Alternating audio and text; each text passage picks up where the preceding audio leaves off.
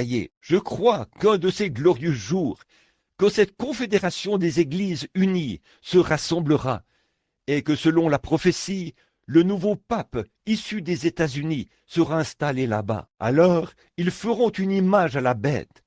Et je vous le dis, la véritable Église de Dieu sera forcée de se rassembler.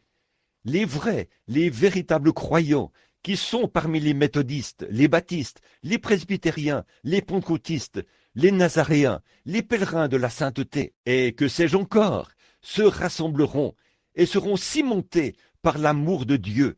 Ils formeront le corps du Seigneur Jésus-Christ, tous les croyants, et les agnostiques et les esprits superficiels seront mis à l'écart. Ils iront de l'avant et entreront dans la confédération des églises. Et l'autre jour, j'ai lu que même les assemblées de Dieu sont entrées dans la confédération des églises. Oh là là!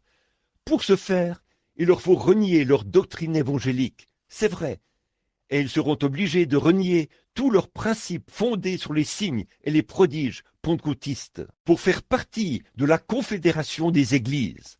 Ô frères, il leur faut renier cela pour avoir du prestige. Je préférerais, comme je l'ai souvent dit, rester couché à plat ventre, boire de l'eau plate, manger des crackers, être populaire aux yeux de Dieu, être son serviteur de Dieu, que d'avoir ce que ce monde a de meilleur. Si je me retrouvais dans l'obligation de faire des compromis sur ma foi dans le Seigneur Jésus-Christ et sa Bible, je crois que ceci est la parole infaillible de Dieu et que chaque parole qu'elle contient est vraie.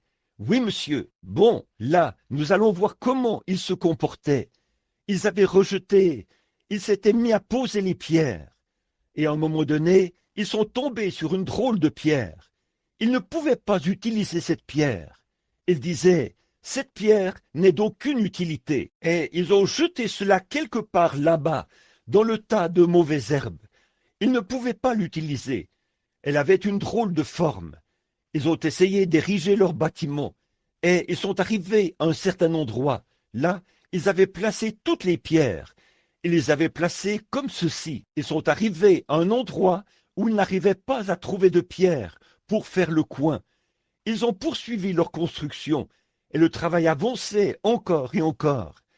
Et l'édifice est arrivé au point où ils ne pouvaient plus aller plus loin, car il leur fallait une pierre angulaire. Ils ont cherché parmi toutes les pierres afin de trouver une pierre angulaire, mais ils n'arrivaient pas à en trouver une. Et tout à coup, quelqu'un s'est avancé vers le tas de mauvaises herbes. Et la pierre même qu'ils avaient rejetée était la pierre angulaire. Et c'est ce qu'il en est aujourd'hui, mes amis. L'Église méthodiste, c'est très bien. L'Église baptiste, c'est très bien. L'Église presbytérienne, les pentecôtistes, les nazaréens, les pèlerins de la sainteté, peu importe laquelle, elles sont très bien. Mais ce qu'il y a, frères, c'est qu'ils rejettent la vraie pierre angulaire. Voilà pourquoi l'Évangile n'est pas proclamé dans le monde entier, avec de la puissance, des signes et des démonstrations, parce que les dénominations retranchent la puissance même de ce qui est phénoménal. Lorsqu'ils disent « les jours des miracles sont passés », la guérison divine, ça n'existe pas. Le parler en langue, ça n'existe pas. Le surnaturel, ça n'existe pas. Ça, c'était pour une époque passée. Et vous verrez, frères, que tous ceux qui disent cela sont directement mis au rencard. Elles ne sont rien de plus que des organisations, des clubs. Ils ont beaucoup de gens qui y adhèrent, c'est vrai, mais la Bible dit, ils auront l'apparence de la piété, mais renieront ceux qui ont fait la force. Éloigne-toi de ces gens-là. Mais en tant qu'Église, ils constatent que toutes ces dénominations ont essayé de bâtir quelque chose. Ils ne peuvent bâtir sur rien d'autre que Jésus-Christ et la justice. Et si vous recevez Jésus-Christ et que vous dites que c'est insensé, vous dites « Oh, j'ai reçu Jésus ». Si vous recevez Jésus, vous recevez quelque chose qui vous dit que cette parole de Dieu est inspirée. Et il est le même Seigneur Jésus ce soir. Il accomplit et fait exactement les choses qu'il a dit qu'il ferait. Sinon, vous n'avez pas reçu le Seigneur Jésus. Vous avez reçu de la théologie. mais pas le Seigneur Jésus. Car quand Jésus entre dans votre cœur, il se passe quelque chose, et vous croyez tout ce que Dieu dit. Non seulement ça, mais vous savez que c'est vrai. Tous les démons de l'enfer ne sauraient vous enlever cela. Eh bien, vous croyez cela, certainement. Dieu l'a dit, et c'est réglé. Quand l'ainsi dit le Seigneur est prononcé, vous placez votre espérance juste là. À la vie, à la mort, vous y croyez, quoi qu'il en coûte. Vous êtes prêt à sceller votre témoignage de votre sang à tout moment, car vous croyez que c'est la vérité. Vous savez que c'est la vérité, car Dieu l'a dit. Et quelque chose au fond de vous sait que c'est la vérité. Mais là, si vous l'abordez du point de vue de l'instruction, eh bien, vous pourriez argumenter sur ceci et argumenter sur cela, et dire « ceci n'existe pas, et cela n'existe pas. Nous ne croyons pas ceci, et nous ne croyons pas cela. » Vous savez, argumenter. Vous dites « oh, eh bien, je ne peux pas croire une chose comme cela. » Il se peut que vous viviez la même chose à New Albany ce soir. Des gens qui présentent des arguments contre Dieu. Pourquoi cela? Écoutez ce qui est écrit un peu plus loin, et vous verrez la prière que ces gens ont faite. Il a dit, pourquoi ce tumulte parmi les nations et ces vaines pensées parmi les peuples? Vraiment, Seigneur, au sujet de ton Fils Jésus, et accorde à tes serviteurs, alors qu'ils priaient d'un même accord. Ils ont dit, accorde à tes serviteurs d'annoncer la parole de Dieu avec assurance, en étant dans la main de ton Fils Jésus, pour guérir les malades. Amen. Que Dieu nous vienne en aide, afin que nous ayons une réunion de prière comme celle-là. Et quand ils ont prié, le bâtiment où ils étaient assemblés a tremblé. Oh là là, c'est ce dont nous avons besoin ce soir. Des hommes et des femmes qui sont d'un même cœur et d'un même accord, comme eux l'étaient. Ils ne prêtent aucune attention à ceci ou cela ou autre chose, mais vous êtes absorbés en Jésus-Christ. Mon espérance n'est fondée sur rien d'autre que sur le sang et la justice de Jésus. Que le soleil se lève demain ou non, tous unis, nous nous engageons par un serment devant Dieu de servir le Seigneur Jésus et de suivre ses pas, quoi qu'il en coûte. C'est alors que vous verrez l'Église continuer à avancer. Amen. Il a dit, il n'y a de salut en aucun autre nom, car il n'y a sous le ciel aucun autre nom qui ait été donné parmi les hommes, par lequel vous deviez être sauvés. Il y a une certaine petite dame qui fréquente cette église. Elle n'est pas un membre d'ici, elle est méthodiste, mais elle nous aime, et elle fréquente cette église. Une autre dame lui a dit, « À quelle église vas-tu » Elle l'avait interpellée. « J'ai entendu cela. » Elle a dit, « À quelle église vas-tu » Elle a dit, « Je vais au Branham Tabernacle. » Elle a dit, « Tu veux dire que tu as l'intention d'aller là pour écouter ce genre de doctrine, t'asseoir là pour écouter ce genre de choses ?» Elle a dit, « Quel genre de doctrine ?» Eh bien, ils font trop de cas de Jésus. Pour le baptême, ils utilisent son nom dans le baptême et utilisent son nom pour tout le reste. Car la Bible dit, mes frères, il n'y a sous le ciel aucun autre nom qui ait été donné parmi les hommes par lequel vous puissiez être sauvés. Certainement, je vous le dis, frères, je ne suis pas un querelleur, mais j'aimerais que n'importe quel homme me prouve par la Bible, n'importe où et n'importe quand, que ça, ce n'est pas vrai. C'est vrai, peu importe ce qu'ils disent, vous êtes des insensés et tout le reste, ça n'y change rien. L'autre jour, j'étais dans une librairie. J'y étais allé dans le but d'acheter des livres, et la dame a dit, « Je ne voudrais pas les avoir sur mes étagères. Je ne les vends pas. » Elle a dit, « Une dame est passée et les a tous achetés. » Elle en avait 7, et cette dame les a tous achetés. Je pense qu'elle voulait simplement s'en débarrasser. Et il y avait, le sujet de la guérison divine a été mis sur le tapis. Il y avait là 2 prédicateurs méthodistes et un presbytérien. Les prédicateurs méthodistes et le prédicateur presbytérien ont pris ma défense. Ils ont dit, vous avez raison. Au moment de partir, je me suis demandé ce que frère Shire était présent à ce moment-là. Frère Creech est arrivé au même moment. Quand ils se sont tous mis à descendre, qu'ils ont commencé à se déplacer un peu, ce prédicateur méthodiste s'est avancé et a mis les mains sur mon épaule. Il a dit, « Frère Branham, quand vous étiez encore tout jeune, je suis passé là où vous grimpiez sur des poteaux, vous travailliez avec une paire d'éperons et vous aviez le visage sale. » Et il a dit, « Je savais que vous enseigniez la guérison divine. Et ma pauvre vieille mère était couchée là-bas. Elle souffrait d'une maladie des reins. Aucune possibilité qu'elle se rétablisse. Elle était couchée, mourante. Et vous êtes venu, vous avez déposé vos éperons et vos outils. Vous vous êtes agenouillés par terre et vous avez prié pour ma mère. Une semaine plus tard, le médecin l'a déclarée totalement guérie.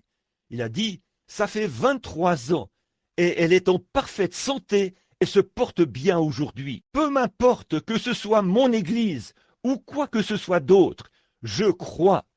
Alléluia. Voilà, c'est ça. Sur cette pierre, je bâtirai mon église. Et les portes du séjour des morts ne peuvent pas prévaloir contre elle. Les époques peuvent venir et partir, et les choses peuvent changer, mais l'évangile de Jésus-Christ demeurera le même tout au long des âges éternels. Sur cette pierre, je bâtirai mon église. Quelle était cette église? Quelle était cette pierre? Posez cette question à l'église catholique. Ils disent, il y avait là une grosse pierre.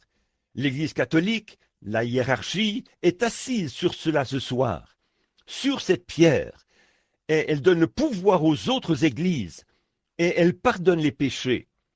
Voilà l'interprétation qu'en font les catholiques. Si vous essayez de comprendre et que vous demandez aux protestants, que vous dites « cette pierre, qu'est-ce que c'était ?» Ils diraient « c'est Jésus-Christ qui était cette pierre ». Oh frère, qu'a dit Jésus à ce sujet? Pierre a dit « qui dites-vous » Il a dit « qui dites-vous que je suis ?» Il ne parlait pas de lui-même. Il avait dit « qui dites-vous que je suis ?» Les uns disent que tu es Moïse, et d'autres disent que tu es Élie. Mais vous, qui dites-vous que je suis? Pierre a dit « tu es le Christ, le Fils du Dieu vivant. » Il a dit « tu es heureux, Simon, fils de Jonas, car ce ne sont pas la chair et le sang qui t'ont révélé cela. Tu n'as pas accepté la théologie d'un homme à ce sujet. Tu n'as pas appris cela dans un séminaire. Mais c'est mon Père qui est dans les cieux qui te l'a révélé. Et sur cette pierre, alléluia, quelle pierre? La révélation spirituelle par laquelle Dieu se manifeste à l'individu. Alléluia! Sur cette pierre, je bâtirai mon église, et les portes du séjour des morts ne peuvent pas prévaloir contre elle. Quand un homme est véritablement né de l'Esprit de Dieu, et que, du sommet de la tête jusqu'au bout des orteils, il a été transformé par la puissance de la résurrection du Seigneur Jésus-Christ, que ses idées égoïstes ont disparu, et que Dieu a cet homme entièrement sous son contrôle, alors il croira chaque parole écrite du Seigneur Jésus-Christ, et il mettra chacune d'elles en pratique. Sur cette pierre, je bâtirai mon église, et les portes du séjour des morts ne peuvent pas prévaloir contre elle. Amen. Il y aurait de quoi vous sentir religieux, n'est-ce pas? Certainement. Jésus est la pierre rejetée par vous qui bâtissez, et il n'y a de salut en aucun autre nom, si ce n'est ce nom du Seigneur Jésus. Et la Bible dit ici que il savait que c'étaient des hommes du peuple sans instruction. De quelle école viennent-ils? Une bande de nigauds qui arrivent là. Eh bien, qui est cette bande d'illettrés? Des gens illettrés et sans instruction. Eh bien, ces hommes ne connaissent même pas leur alphabet. Eh bien, écoutez le langage qu'ils emploient. Des, het, haint, ain't, tot, fait et perish. Quelle sorte de gens est-ce? Voyons, dans quel séminaire avez-vous étudié? Vous êtes docteur qui? Voyez? Mais ils étaient bien obligés de les reconnaître, parce qu'ils savaient qu'ils avaient été avec Jésus. C'est ça l'essentiel, frère. Si vous n'arrivez pas à faire la différence entre des grains de café et des grains de haricots, mais si vous connaissez le Seigneur Jésus-Christ et la puissance de sa résurrection, je préférerais avoir ça plutôt que n'importe quoi d'autre. Oui, monsieur, oh là là, oh Dieu, ancre-moi là, que je me repose sous l'arbre, où la source coule si librement, où l'agneau est la lumière, et l'âme des sauvés ne meurt jamais. Fais que je m'ancre là, oh là là, que je m'asseye près de l'arbre toujours vert, une fois le voyage de cette vie terminé. Oh, ne convoite pas les vaines richesses qui passent rapidement, cherche à obtenir ces trésors célestes. Ils ne passeront jamais. Tiens la main immuable de Dieu, tiens sa main immuable. C'est vrai, à la fin de ce voyage, si à Dieu tu as été fidèle, ta belle demeure dans la gloire, ton âme ravie verra un de ces soirs, ou un de ces matins, ou un de ces midis, votre âme se retirera de votre corps, comme une dent qu'on arrache. Vous marchez sur des fils ténus, qui pourraient se rompre à tout moment. Mais qu'est-ce que ça peut me faire? Qu'est-ce que ça peut vous faire? Car de ses ailes éternelles, il l'élèvera. Une fois cette âme sortie d'ici, il s'en saisira. Il y aura quelqu'un là, au bout du chemin, oh là là, pour la porter et l'entourer de ses bras éternels, et la faire traverser la vallée de l'ombre de la mort, pour la faire paraître là-bas, devant le Père, irréprochable et irrépréhensible. Alors pourquoi s'inquiéter? Pourquoi nous soucier de ce que le monde a à dire, ou de ceci, cela, ou autre chose? Tant que nous tenons la main immuable de Dieu dans la nôtre, pourquoi nous soucier de quoi que ce soit? Que les gens, que tout le monde, que les hommes, les femmes, les enfants, que tous ceux qui sont ici et qui ne connaissent pas le Seigneur Jésus-Christ, donnez-moi une raison pour laquelle vous ne devriez pas le servir. Donnez-moi une raison pour laquelle vous laisseriez passer Noël sans accepter le Seigneur Jésus-Christ. Arrêtez de penser à ceci ou à cela. Arrêtez de vous demander, devrais-je faire ceci ou faire cela? Je vous pose une question bien précise. Avez-vous cru au Seigneur Jésus-Christ? Si vous croyez vraiment, je vous prouverai par la Bible que vous avez la vie éternelle et que vous ne pouvez pas périr. Celui qui écoute mes paroles et qui croit à celui qui m'a envoyé a la vie éternelle. Quand Jésus-Christ a prononcé ces paroles, quand Pierre les a prononcées le jour de la Pentecôte, quand Jésus les a prononcées ici même, dans Jean 5, quand les gens les ont prononcées d'un bout à l'autre de la Bible, l'homme les a tordus, les a mélangés, et a essayé d'en faire ceci et de faire cela pour mettre sur pied des organisations et tout. Certains ont dit, oui, croyez simplement qu'il est le Seigneur Jésus-Christ et entrez, c'est tout. Vous voyez la ruse du diable? Quelqu'un a dit, oh frère, nous étions si heureux que nous avons poussé des cris. Vous voyez la ruse du diable? Quelqu'un a dit, nous avons parlé en langue et nous savons que nous l'avons. Vous voyez la ruse du diable? Ces choses, c'est bien, mais ce n'est quand même pas Christ.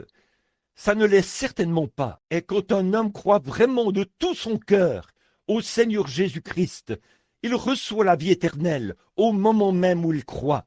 C'est vrai, une fois que vous croyez, votre vie montre ce que vous êtes, votre vie, et tout cela arrivera.